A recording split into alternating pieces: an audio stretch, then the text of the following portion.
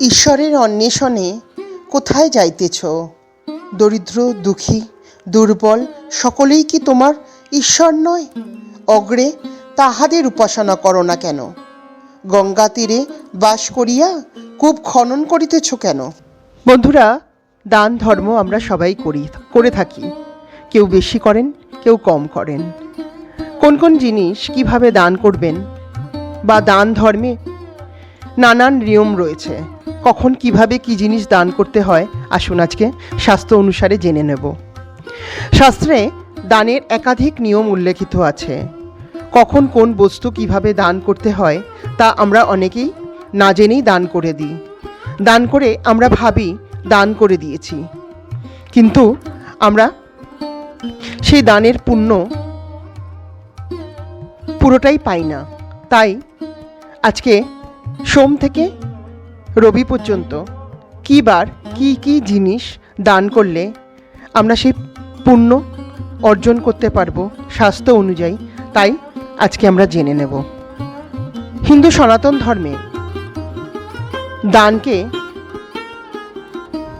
সর্বপ্রথম স্থান দেওয়া হয়েছে। বলা হয়েছে কর্ণের মতো দানবীর আর কেউ নেই। শাস্ত্রে বলা হয়েছে কর্ণের মতো আর দানবীর কোথাও নেই। কর্ণ নিজের জীবন পর্যন্ত দান করে দিয়েছিলেন কৌরবদের স্বার্থে।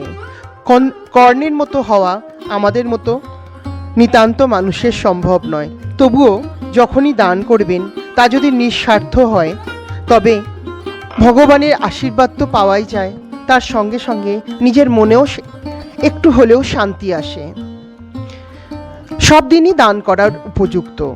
রোজই নুন থেকে চিনি পর্যন্ত দান করা যায়, কিন্তু যদি দিন হিসাবে দান করা যায় তাতে ভগবানদেরকেও সন্তুষ্ট করা যায়। আসুন বন্ধুরা, এখন জেনে নিই সোম থেকে রবি এই দিনগুলোতে কি কি জিনিস দান করলে কোন কোন ভগবানের আশীর্বাদ পাওয়া যাবে শাস্ত্র অনুযায়ী। নমস্কার বন্ধুরা, আপনাদেরকে স্বাগত আমার এই চ্যানেল সিম্পলি সঞ্চিতায়।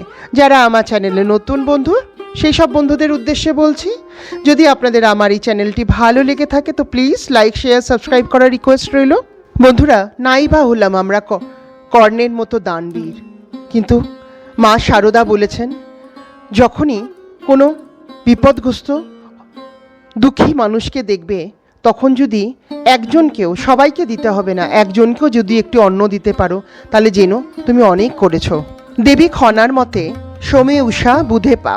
তাই বন্ধুরা, সোমবার থেকে শুরু করছি। সোমবার বাবা দেবাদিদেব ভোলে মহেশ্বরের বার। এই সোমবারটির সাথে দেবতা শিব ও চন্দ্রদেব যুক্ত। তাই এই দিনটিতে সাদা রঙের জিনিস যেমন ফুল, কাপড়, চিনি, নারকেল, চাল এই দিন দান করা যেতে পারে। এটি একজন ব্যক্তির জীবনে শিবের কৃপা নিয়ে আসে এবং রাশিফলের দিক থেকে চন্দ্রগ্রহকে উন্নত করা যায় এর ফলে। এদিন সন্ধ্যায় তুলসী তলায় চন্দ্রদেবের উদ্দেশ্যে প্রদীপ জ্বালানোর কথাও বলা হয়। এরপরে আসছি মঙ্গলবার। সিয়াবার রামচন্দ্র কি জয় শরণম, জয় জয় শ্রীরাম, জয় জয় শ্রীরাম। এই দিনটি পবনপুত্র হনুমানজির বার হিসাবে পরিচিত। শাস্ত্র অনুযায়ী বলা হয় এই দিনে সকালে স্নান করে হনুমানজির চরণে লাল ফুল, লাল চন্দন, সিঁদুর মহাবীরের চরণে অর্পণ করতে বলা হয়। আর দানের ক্ষেত্রে যেহেতু এদিন বজরংবলীর দিন, তাই গরিবদের মধ্যে লাল বস্ত্র, গরিবদের খাবার দান করার কথা বলা হয়েছে। এরপরে আসছি বুধবার। বুধবার দিন গণেশ বাবার দিন। গণেশের পুজো করে তার সাথে মা লক্ষ্মীরও পুজো করা হয় এই দিন। বলা হয় এই দিন বুধ গ্রহকে শক্তিশালী করতে সবুজ রঙের বস্ত্র গরিবদের মধ্যে দান করার কথা। বুধবার যেহেতু গণেশ বাবার দিন, তাই লাল বস্ত্র দান করার কথা বলা হয়। এবং আরও বলা হয় এই দিন যারা সদবা তারা যদি সবুজ চুড়ি এউতুদের মধ্যে দান করেন তাহলে তাদের জীবনে সৌভাগ্য বয়ে নিয়ে আসে। এখন আসছি বৃহস্পতিবার বা গুরুবার। হ্যাঁ বন্ধুরা, এদিন গুরুবার, তাই এদিন গুরু বৃহস্পতিকে খুশি করার জন্য হলুদ বস্ত্র, হলুদ ফল, ফুল এগুলি দিয়ে গুরুবারে পুজো করার কথা বলা হয়েছে। এই দিন মা লক্ষ্মীরও পুজো হয়ে থাকে। তাই এই দিন সংসারের সুখ সমৃদ্ধির জন্য মা লক্ষ্মীর ব্রতকথা পাঠ করি আমরা এবং উলুধ্বনি দিই, শঙ্খধ্বনি দিয়ে মায়ের পূজা পাঠ করি। এই বৃহস্পতিবার দিনটিতে ডাল, গুড়, হলুদ ডাল, হলুদ ফল, হলুদ বস্ত্র গরিবদের মধ্যে দানের কথা শাস্ত্রে উল্লেখ করা হয়েছে। এইসব দান করলে লক্ষ্মীবার বলে মা লক্ষ্মীর আশীর্বাদও পাওয়া সহজ হয়ে ওঠে। এরপরে আসছি শুক্রবার। এই দিনের গ্রহ হলেন শুক্র গ্রহ।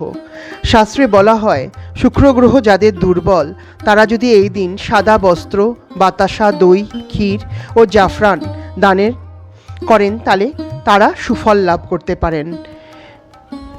তারা শুক্রবার দিনও অনেকে লক্ষ্মী পুজো করে থাকেন, সেই জন্য মা লক্ষ্মীকে সন্তুষ্ট করার জন্য গরিব দুঃখীদের মধ্যে দানের কথাও শাস্ত্রে উল্লেখ আছে।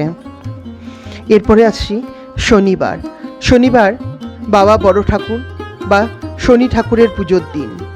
শাস্ত্র অনুযায়ী এদিন শনি গ্রহকে শান্ত করতে সাধারণত শনিদেবের উপবাস এবং নিরামিষ আহারের কথা উল্লেখ করা আছে এবং এর সাথে সাথে গরিবদের মধ্যে কালো জিনিস দান করতে বলা হয়ে থাকে।